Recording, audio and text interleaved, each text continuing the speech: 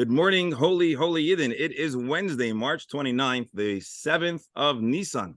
We are less than or just a week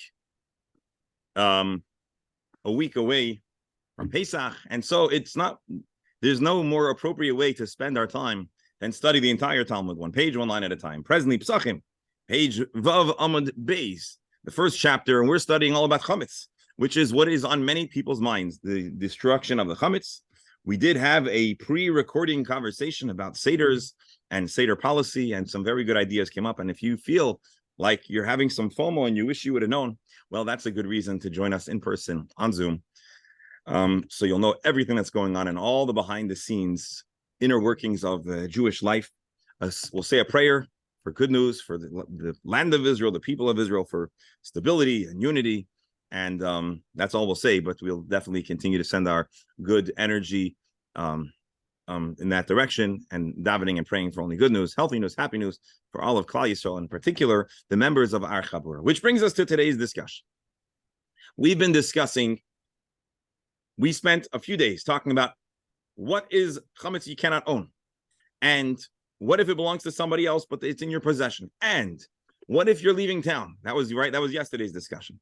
The bottom line, although we have a machloket between Abaya and Rava, exactly when one may or may not be responsible to check for the chametz, what emerges is that there's something, or there's I should back up. There's a machlokes, even though lahalacha, we bring that there's a 30-day window when one is in the Pesach zone and one begins and must do biur chametz before leaving town. The Gemara asked why, and we introduced ourselves to a machlokes. The Tanakama says the reason why we have a 30 days is because 30 days is the window of time when we begin preparing for Pesach, and that's the reasonable time when the mitzvah of destroying chametz begins. There is another opinion in that brisa brought by Rabban Shimon ben Gamliel, who says a 2-week period, which leads the Gemara to ask, hold a second, what's going on over here? Why would you say 2 weeks? Why would you say 4 weeks? Why would you say a month? And it broadly brought us to a careful analysis of Pesachim in the Torah, describing the way Moshe instructed the Jews prior to important holidays in their times. We looked at the very first Pesach that happened when Hashem told Moshe, HaChodesh Hazel Lochem Rosh Chodashim, and we said maybe it was 2 weeks before Pesach, and the Gemara pushed that aside, and we brought another source, and then we talked about 30 days, and we talked about Pesach Sheni, being instructed on Pesach Rishon the first time was 1 month, and then we also talked about Rosh Chodesh Nisan being the day of instruction, which led us to what appears to be a tangent, but a very important conversation. One of our great scholars brought this up even before we got to see it in the Gemara, and it was the line that we know, Ein mukdam u'me'uchar b'Torah, chronology. We cannot predict chronology based on the structure and the order of the stories, the anecdotes, the instructions, the mitzvahs that are in the Torah. And the Gemara now is going to add, we stopped right in the middle. But now the Gemara is going to add, is that Reb Beryl on the line? Hopefully it is. We are going to continue and add some qualifiers to when we might or might not say Ein Mukdam U'Me'uchar B'Torah, discussing chronology of Torah. So here we go. We noted yesterday that the book of Devarim starts off with a census that happens, or the instruction that was given on Rosh Chodesh Iyar, first day of the second month of the year. And of course, we know the months in the calendar start from Nisan. And then in Parshas Bahaloischa, 2 Torah portions later, starts off with the story of Pesach being on Rosh Chodesh Nisan 1 month prior. And the Gemara asked a really special question, the obvious question. First,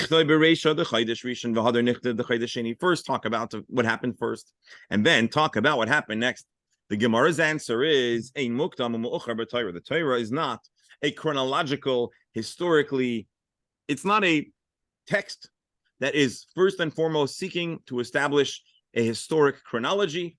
The Torah is a book of instruction, of values, of Jewish knowledge, and its first priority is not history. As a matter of fact, there are those that say, and I don't really love this because I love history, that history and Judaism is a more modern or recent development. And although we have Tanakh, which is full of historic events, the first objective of that book, the Torah and the Nevi'im and the Ksuvim, is not to convey historic facts. It's to convey godly communications, instructions, and values to the Jewish people.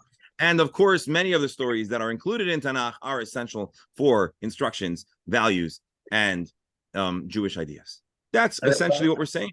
Rabbi, Professor, yes. Yes. Given this priority of instruction, the question is, what is wrong with adding chronology?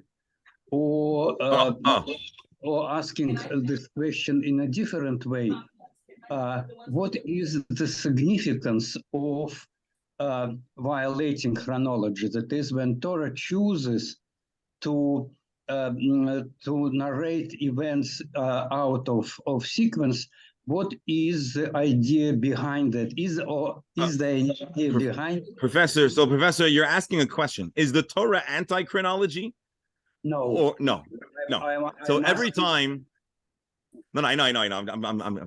So your question is, why then would meaning the Torah has all these events? They could have just organized it to be in a chronological manner. Right. What harm is there? And so the answer is that there is a scholarship there, and actually Mark mentioned this yesterday, but I kind of stopped him before going too far into it. But Mark actually answered this question. I said, oh yeah, that's a Rashi, if you remember. Mark mentioned that Rashi comments the reason for this, and we'll see in the Gemara a little bit, the reason for this specific event being out of chronological order has to do with the fact that there is shame to the Jewish people involved in the first Pesach. The shame is that the Jewish people only observed one Pesach offering in the desert. They never asked for an additional Pesach. Because it's a shameful episode, it was insensitive to the Jewish people to make that the opening highlight of the book of Numbers, the book of Devarim. And so, and there are other explanations too. The answer is, so really here's how I would explain it. When there's a conflict between a message and chronology, if there's a conflict between a theme or a value that we wish to convey and chronology, the Torah is very comfortable sacrificing the authentic chronology for the sake of conveying whatever that other ideal and value is. Now, the Torah is not seeking to confuse or to mislead us. The Torah is the one that, it's the Torah itself that informs us that the chronology is out of order, because the Torah itself gives us both dates. So it's not that the Torah is trying to be misleading. The Torah just is in a certain sequence of events, and there's a lot of precision in the sequence. And chronology or historic accuracy is not the highest priority. So it's not that the Torah is anti-history or anti-chronology, but it's not in the highest list of priorities. And so, and in this itself, there are different schools of thought. The Gemara itself quotes different schools of thought about how unhistoric or how unchronological the Torah is comfortable being.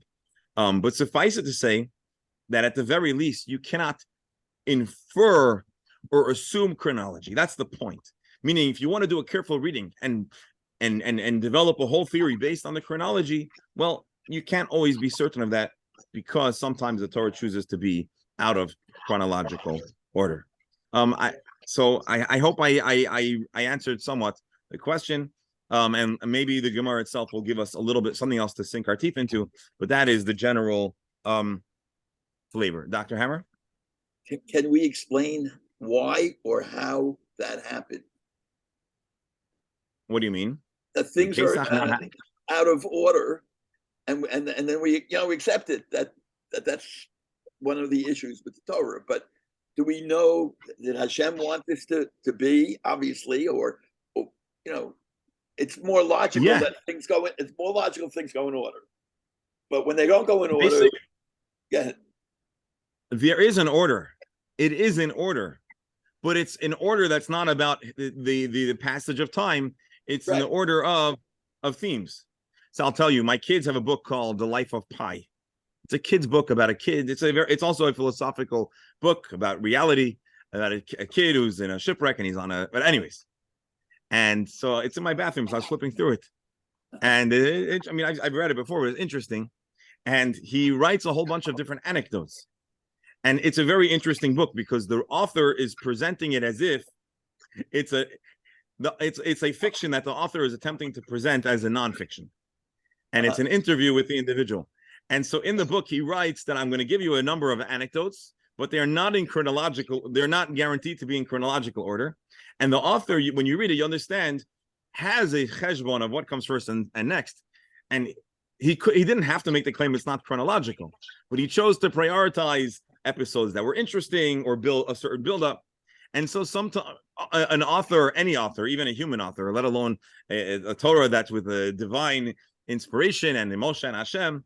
So there are reasons why one might want to list one thing first and another thing later.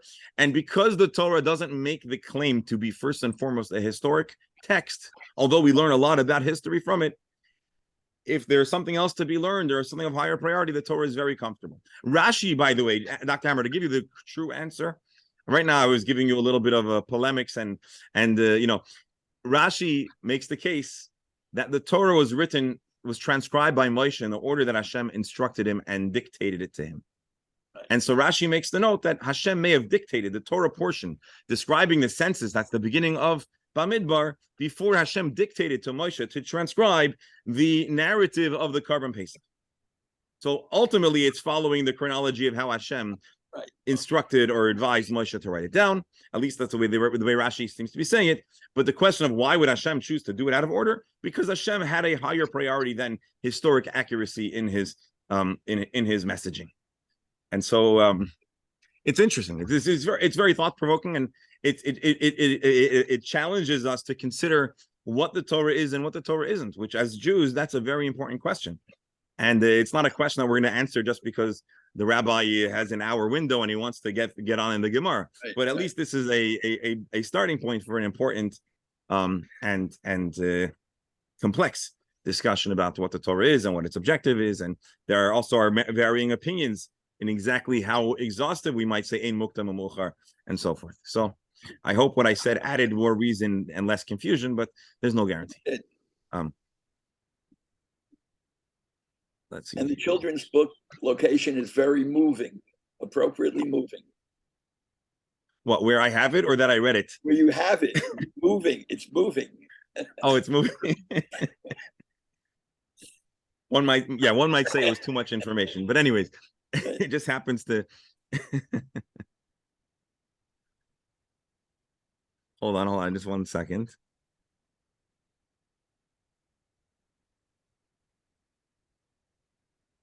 Okay, they linked this in the wrong space. It's the Maharal, but I was hoping it was on this Gemara, but it's on a later Gemara.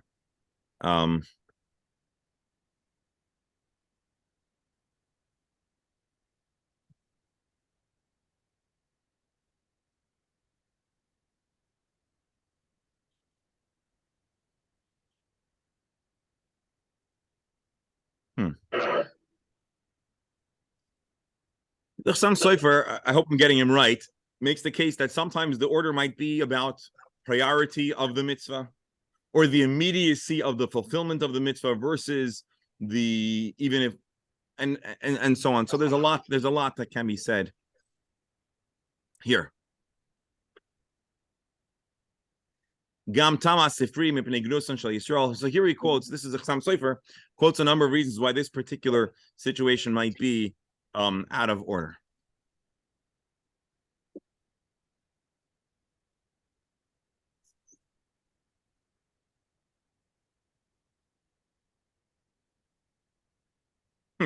Interesting. The Chassam Sofer asked an interesting question, which we're going to leave without the answer, but he asked a very good question. We shared a theory or an explanation that the reason why the book of Bamidbar, which really is a book that is broadly all the different events that are fit to be printed in the Torah about what happened in the desert, right? So you have basically what happens is you have the construction of the Mishkan. Then the curtains come down on the book of Shemais. Then you have Vayikra, which is almost entirely halacha, Jewish law and instruction about temple rights. And then the book of Bamidbar is all the events, the episodes, the wars, the drama, the conflict, and the mitzvot from being in the desert until the end of 40 years. Basically, Bamidbar is the span of is a book that is a sefer that spans 40 years. Why doesn't it start with the Korban Pesach, which would have been the appropriate next event after the Chanukat HaBayit, after the inauguration of the Mishkan? So Rashi quotes the Sifri that says that, and I'm elaborating on what I already mentioned to the professor, that it would be shameful for the Jewish people. It's a shame and an embarrassment to the Jewish people, this episode. Why? Because the Jews only observe Pesach one time. So there's a pushback. There's another opinion that says, no, that can't be. The Jews surely observe Pesach all 40 years in the desert. So why does the Torah not note that? And the answer is because the first year there was tension. It was the startup year. There was drama. There was confusion. Hashem instructed the Jewish people how to do it. And we just assume, the presumption is that when they received an instruction from Hashem, from Moshe Rabbeinu, they kept on doing it if it was an annual event. And it was not noteworthy because there was no special drama. How do you know that it only happened the first year? And at the very least, maybe it only happened the first year. But you know how we know it only happened the first year? Because it was scrambled. Had it been written in the beginning, we would have never known the shame. So ironically, by moving around the order, compels us to ask the question about why it's out of order, and it draws greater attention than if it would have been just in the beginning. So that's an interesting challenge to the theory that it was listed out of order because of to preserve the honor of the Jewish people. Anyways, just a little. I thought that it was only once, because when they arrived to the Jordan, then there was a circumcision. Make circumcision, and that indicates that they didn't celebrate Pesach before. Yeah. So maybe the original Jewish people that were from the Exodus, I mean, they had a good excuse to not have a circumcision. It was dangerous, right? Even though that's also a so. Yeah. But yeah, that plugs into this whole dialogue. So that's why really there's a whole pill pull. There's a whole back and forth in the topic. But I just wanted to suffice it with that brief tease about that. Now,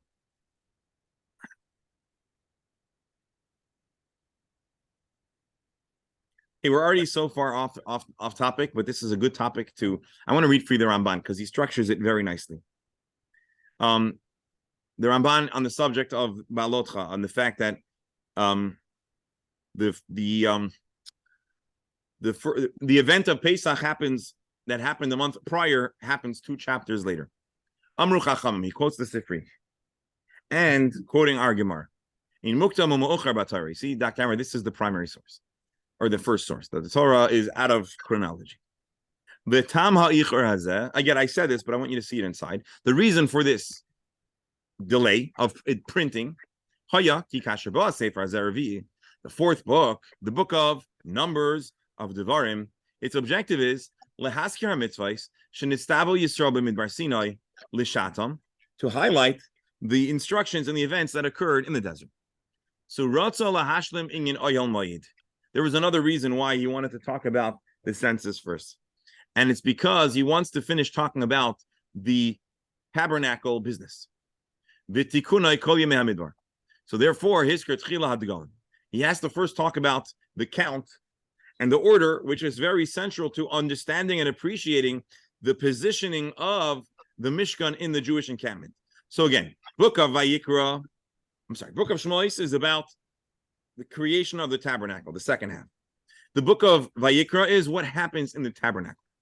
The book of Bamidbar starts off with placing that tabernacle in the broader Jewish context. And so the first conversation in Parshas Bamidbar has to start with the subject of the positioning of the Mishkan in relation to the encampment. And in order to do that, we need to talk about the census, which clarifies how many people were in every camp and how it was arranged.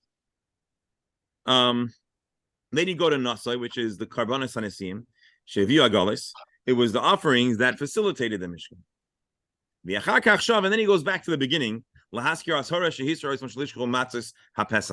And then it continues right on to the natural. Then it goes back to the beginning.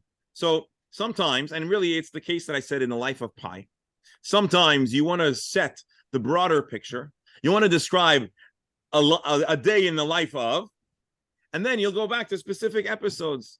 And so that's how the Sifri is quoted by the Ramban and elaborated, explains the reason for this being out of order. It perfects the narrative. Sometimes a narration warrants going out of order. And again, we can make a million analogies. You could ask a kid to describe a day in how school is, and he might describe, well, I have this, and this class, and this is my teachers, and then he could share some specific events that happen. And so that's I think some of us might appreciate this explanation even more than the gnus factor, right? That it was a shame. And it's more about helping us place the tabernacle in the broader context, because this arrangement is necessary to visualize the entire book of Bamidbar.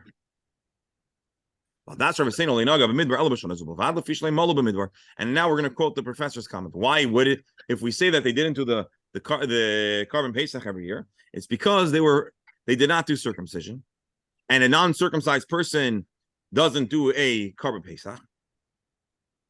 And period. But now I want you to see this line. V'yitachein, it's possible that the mitzvah was only instructed one time. And if that is so, then what's the shame? And really briefly, the shame would be that the Jewish people should have known the power of demanding what they want. Right? The Jewish people who missed out on the first Pesach demanded Pesach Sheni. And so that itself should have been ample insight and ample information for the Jewish people, that even if Hashem is not instructing them to do the Karban Pesach in the coming years, if they really value the story of the Exodus, really value the relationship with Hashem that was further cemented with the Karban Pesach, they could have asked for it, and maybe they would have gotten it. And so that might be the remaining way to understand the Gnus if they were not instructed to do so. Anyways, dear friends, let's continue with the Gemara now. I hope I hope on the balance you are okay with the detour here. I think it was interesting and important. Amar Papa clarifies. Loya Maran, when do we say the Torah is out of order? Ella betray in Yanai. Different chapters, different subjects, different narratives. We might mention one full story before the other story. But in a single conversation, the Torah is certainly not scrambled. The Torah is not here to confuse. The Torah just might arrange narratives, analogies, or stories in a different order. Maida mukta, but in a single parsha, in a single conversation, in a single segment, we can certainly be confident that it is written in a chronological order, and that which comes first happens first. And that which comes later is later. And now the Gemara, Rav Papa says, and we're compelled to say this not only because it's reasonable and logical, and it makes sense, but there's also another reason. And I don't want to go too deeply into this, but as we know, the Torah there are 13 primary principles that Rabbi Yishmael taught, which are used in analysis or in Drasha, in the exegesis of the Pesachim. And 2 of them, or 3 of them, at least, talk about Klal Uprat, when a general statement is narrowed to a specific statement, or a specific statement is brought into a Klal statement.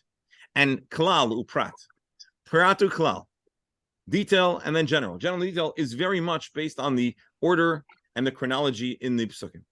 And so the principles with which we analyze the Torah themselves are dependent upon a degree of chronology. And at the very least, in a single halacha, in a single mitzvah, or in a single story, the Gemara and Rav Papa asserts, we can certainly be confident that it is in order. If you want to read it in Rabbi Steinsaltz, within one matter, that which is written earlier is earlier and later is later, but if you don't say so,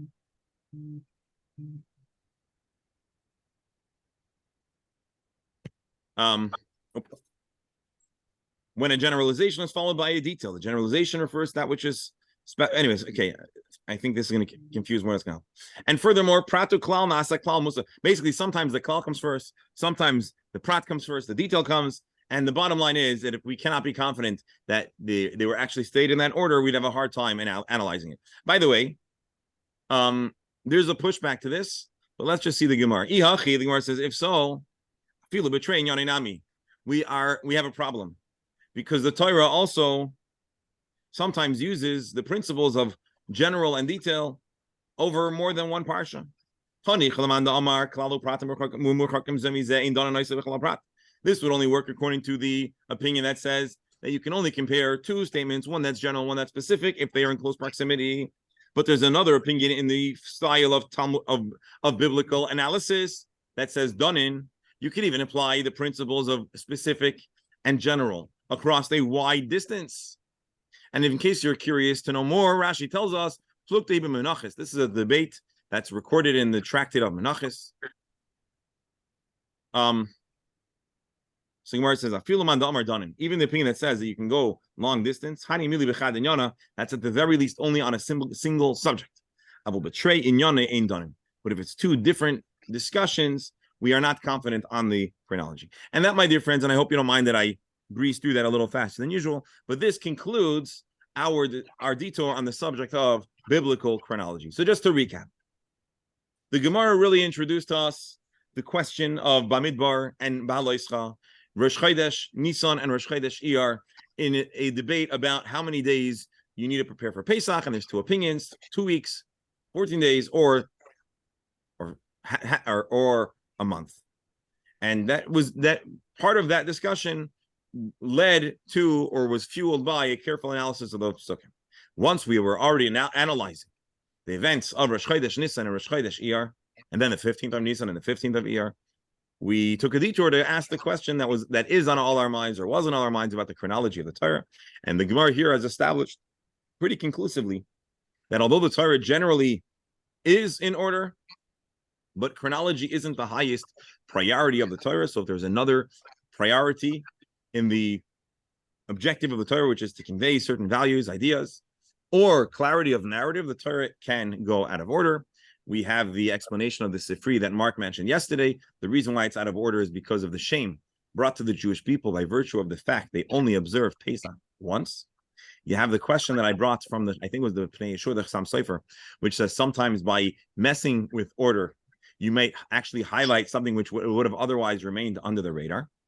And then we brought another explanation, which is that the objective of the book of Bamidbar is to broaden the conversation from the tabernacle and to place it into its broader context.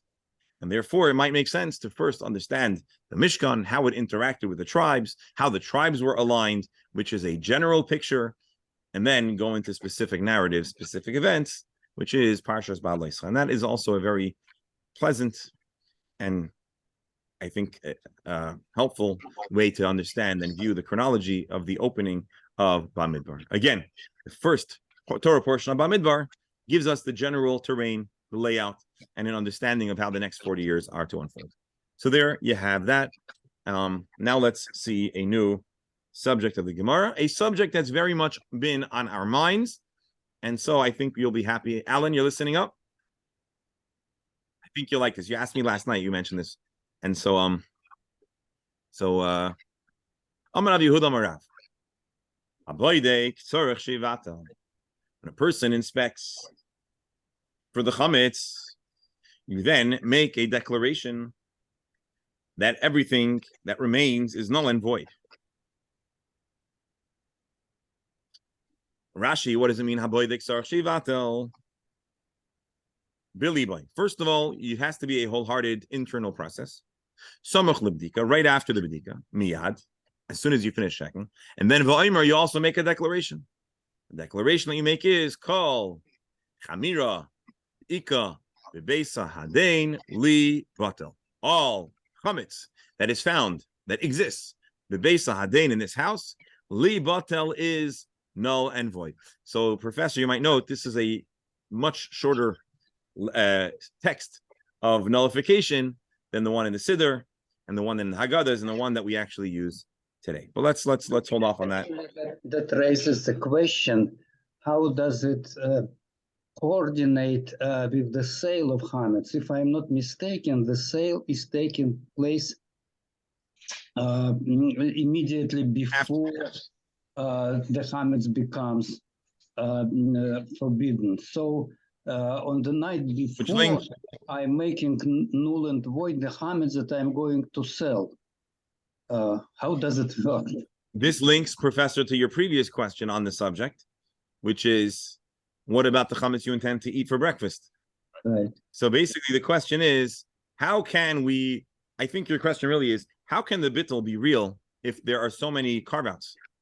Meaning, either you're nullifying all the chametz, but now that you're having so many, you're holding on to so much chametz, then why is it? How can that be sincere?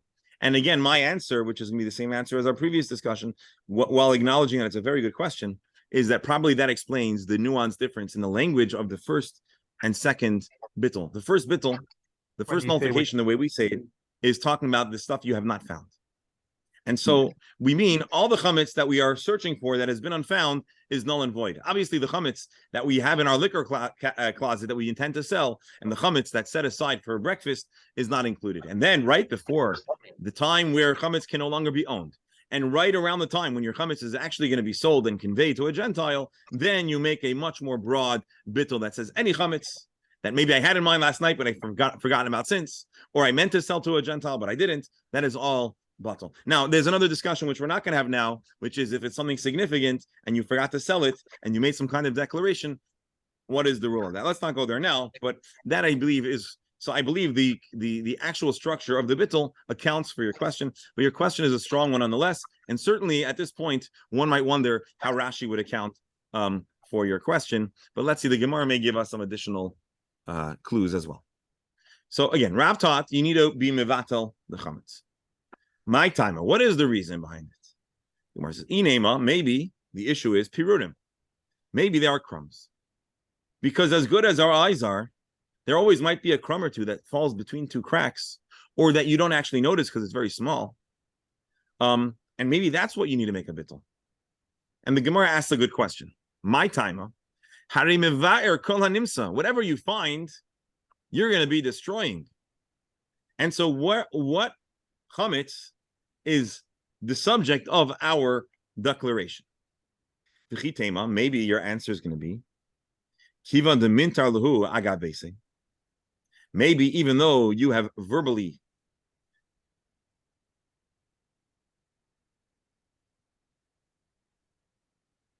maybe the crumbs, although usually they are insignificant. When you lock your door, you are essentially preventing them from being obliterated. Let's read Rashi. He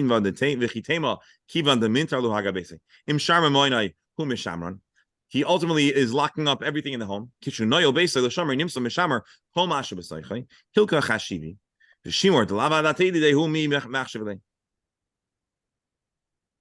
the question is, maybe you'll say that the crumbs are stuck in the home and therefore they're chashiv. Rashi says, Shimor lavadate, if you're not intending or desiring to protect it, it's not considered protected. And indeed, we see it a brisa that makes this case. Tanya brisa teaches, soife tainim, the tainim that remain and that you're not interested in. But you still keep your gate, you still keep your field locked up because there are grapes. Or soifan ovim, the grapes that are at the end of your yield and you're not really interested in them. But you remain guarding it because of your gourds and cucumbers. If you know that the owner actually doesn't want them to be taken, he's interested about their future and their destiny, then to take them would be considered theft. But on the flip side, if the owner or anyone wants to eat them, he has to tithe them. But at a point in time where the owner could care less if someone takes them. It is no longer considered stolen. And then they are hefker. And being that they are hefker, they are ownerless, they do not need meiser. So what do we see here? Even if you keep your gates closed, and so you're being shomer, you're protecting them, nonetheless, they remain hefker. And so just as crumbs are hefker, you're not interested in them. They're non-existent in your mind. Well, similarly, the crumbs, even if you close your door of your house, they remain insignificant and essentially non-existent. If you want to read Rabbi Steinsaltz, this indicates that if one is not particular about an object, even if it is located in property he is guarding for another purpose, right? You're keeping your house locked because there's money or stuff or people. The object that you're not interested in is not rendered. The object you're not interested in is not rendered significant. The same reasoning would apply to the crumbs. Amarava, so Rava answers another good answer. Kizera, the reason why you make a declaration of bittul, Shema, Yimsa, Gluska, Yafa, maybe you're going to find a very nice, delicious Zamix melt-away cake. Vidato Yalave, and when you see it, or maybe he saw it and wants to keep it. Let's read Rabbi Steindal's here. Due to its significance, he'll hesitate before getting rid of it. You know, you're cleaning up. I'm cleaning up for Pesach, and we're going through stuff, and we're throwing stuff out, and all of a sudden we come across something that's maybe you don't have any use for it, but it's valuable. So, like, you don't want to throw it out. And so maybe the owner is going to flinch and going to keep it on their mind. And therefore, he makes a bittul to cover everything in the home. So the Gemara says, that doesn't make sense. You know why it doesn't make sense? Because he hasn't found it, so maybe he has it on his mind. The moment he finds it, he will certainly declare it ownerless. He'll certainly declare it batel.